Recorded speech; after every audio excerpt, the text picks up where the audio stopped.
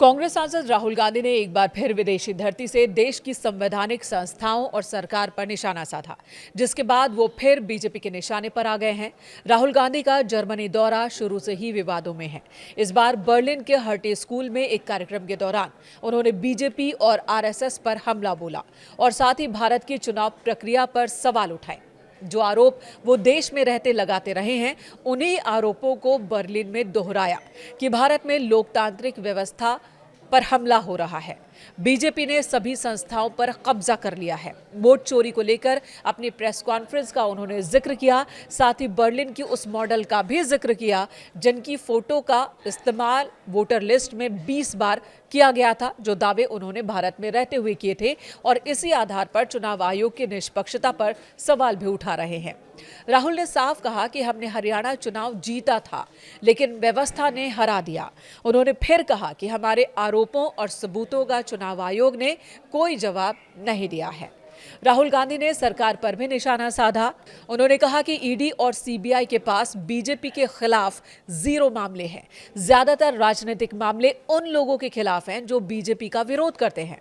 उन्होंने आरोप लगाया कि कांग्रेस का समर्थन करने वाले व्यवसायियों को भी धमकाया जाता है, उनके खिलाफ कार्रवाई की जाती है। उन्होंने कांग्रेस के रोड मैप के बारे में कहा कि कांग्रेस संस्थाओं पर कब्जे के खिलाफ विरोध का एक सिस्टम तैयार करेगी। राहुल के इन बयानों की निंदा करते हुए बीजेपी ने उन्हें फिर आड़े हाथों लिया है। बीजेपी नेता और पूर्व राष्ट्रीय अध्यक्ष जेपी नड्डा ने कहा कि राहुल हर बार विदेश यात्रा के दौरान देश को बदनाम करते हैं।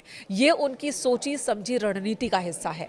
वहीं बीजेपी नेता शहजाद पूनावाला ने कहा कि बिना आधार के आरोप, वो भी देश की संवैधानिक संस्थाओं पर विदेशी धरती से, दिखाता है कि कांग्रेस को देश के मान सम्मान की जरा भी फिक्र नहीं है।